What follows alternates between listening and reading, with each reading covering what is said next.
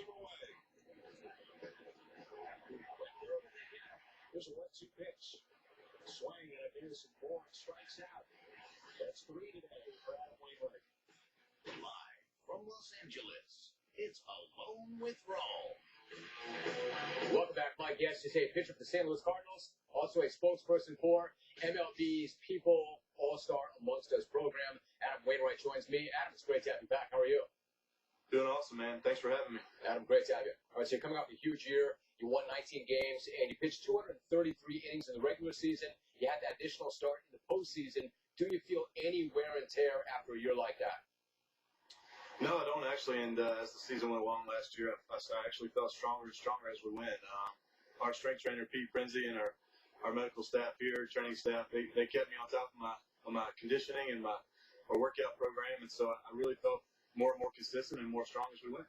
You know, so you've been a postseason hero as a closer. You won 19 games last year, but you're still looking for that first shutout. In the home opener, you had 8 shutout innings. What did you think when Tony La Russa came for the ball before the ninth? Well, I knew my pitch count was going to be kind of borderline. I'd had 2 short ones in the 7th and 8th, so I was kind of praying that he would leave me in there. I've never had a shutout, which is the most ridiculous thing. I've had a few complete games, but for some reason the shutout has eluded me. But I didn't see him at first, and then as I was creeping down the stairs, he kind of popped out of nowhere and shook my hand. So I was a little disappointed, but always good to pitch well in front of the home crowd. See, I get that. When you didn't see him, you probably thought you were all right. It's like, good, he's going to let me finish this thing. But then he shows up. When you see him, is there any way to talk your way out of that? Or if he's coming for you, has he already made that call? It's over. As soon as he sticks his hand out, he doesn't really shake hands. He wants you to pop it. And as soon as he sticks that hand out, you're toast. You got no chance. I like it. That's funny. You go back to last season, you and I talked during the year, and you made this adjustment in May, and then you just took off. You had a great year. You ended up coming 3rd in the Cy Young balloting. Looking back, should that have been your award? I don't know. I mean, there was 3 guys who were very, very talented. 2 guys were very talented, anyways. That all deserved the award. So I thought it should have been a Cardinal. No disrespect to Tim, because he was very deserving of the award, but I was hoping it was going to be a Cardinal because I'm a Cardinal, man. What can you say? I won't call it disappointing. I was happy to be in the mix, but of course you want to win that. Yeah, you wonder if you got that 20th win, might that have been the difference? Yeah, you never know. I mean, if you're gonna base an entire year's worth of work on 1 inning, where I came out of the game, we were winning by 5 runs.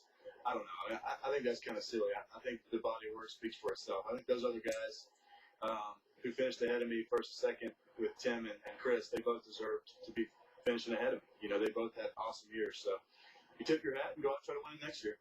Yeah, give me a thought about last season. I mean, you know what it takes to win it all. You come down the stretch last year, you've got 2 of the best pitchers in baseball. You've got the guy in the middle of the lineup that you have to have now. With Pujols, then you make the addition of Matt Holliday. It looks like it's setting up perfectly, but that's not how it went. You lose 11 out of 13, then the Dodgers got you in the first round.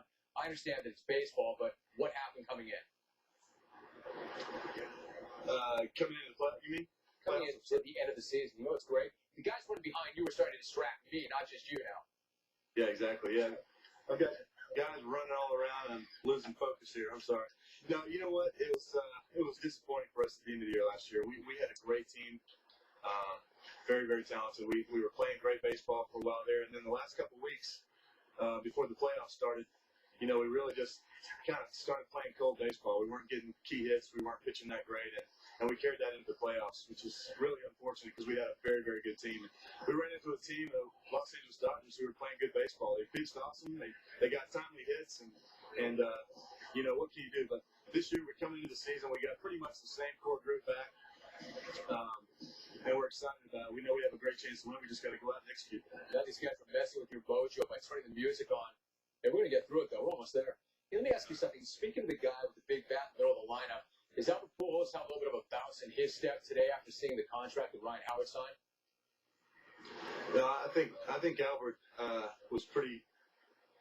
He was pretty confident he was going to get paid anyways. And I think St. Louis and our front office is going to do everything they can to keep him here. He's really the biggest name in baseball right now. I'm pretty sure if he was in a huge market like New York or Boston, he'd be on the cover of every single thing out there. So we're fortunate to have him on our team, but I know he wants to stay here. We want him here. I mean, it's a great situation for any player to come in here to St. Louis and play baseball. So I hope he stays here for a long time. I know he probably does like seeing that Ryan Howard contract, but you know what? He's going to get paid either way you slice it. Yeah, it's not your job, but I mean, as a player rep, you understand the market forces. You're right. It's not New York, and it's not Boston. It's not even Los Angeles. Ultimately, do you think the team can afford to pay him what he's worth?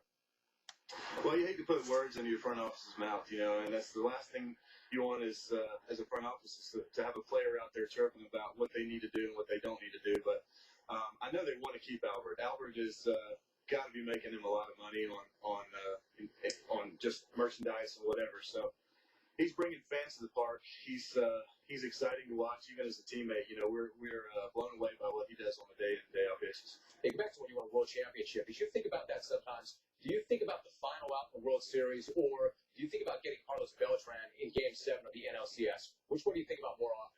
Game 7, no doubt. I mean, it's kind of weird to close out a World Series and have every single person that ever comes up to you always comment about Game 7 against the Mets. I think it was just so dramatic. Game 7, 2 outs, bottom of the ninth, bases are loaded. One of the best hitters that's ever faced the Cardinals in the postseason. I mean, he's just a Cardinal killer in the postseason up to bat. It doesn't get more dramatic than that. I think that's why people remember it, and that's why I remember it. People remember it, but do the real seam heads come up to you and say, how do you start that guy with a changeup? Yeah, looking back at it, if I give up a double right there to clear the bases, I'm probably run out of town. Probably never pitch for the Cardinals again. And Tony, I don't know if I make it out of that stadium. Tony might have killed me right there on the spot, but there's no possible way you could sit on that pitch. I think that was the only changeup I threw in the postseason. But you know what? I had confidence in my catcher, and I had confidence in my game. So if you get beat on it and you're confident in it, you know, you tip your hat. But if I would have thrown a fastball away and he hits in the left center gap, I really would have been mad at myself. But it was brass. It was brass for you to throw that pitch, brass for Molina to ask for that pitch. In fact, when he asked you, when he came back to change his mind, said, let's go with the change, what went through your mind? Nothing really. We came out and talked, and we agreed we were going to go throw a sinker away first pitch, and you know, we were confident about it. He got back to home plate. I think he was really doubting that. He wanted to set the at-bat up, and luckily I was able to throw it for a strike. I threw it kind of in a risky spot, kind of middle in there with a changeup, but I think the speed got him more than anything. But when Yadier really believes in something, you stick with him. He's the best catcher in the game. And you both got your gold gloves to prove it. Adam, great to have you back on. Thank you very much. I appreciate the visit. Thanks. One more thing. You know, the All-Star game last year, we did a great thing. People Magazine and MLB are partnering right now. Lots of baseball players get recognized for their work on the field, but not everybody in your everyday life and in everyday job places get recognized. So if you've got a guy in your community or a woman in your community who's doing great, you know, charitable work in their community, please go online to peopleallstars.com and recognize that person because they're doing great things. I'm glad you brought it up. Thank you very much. Talk soon. Thank you. All right. When we come back.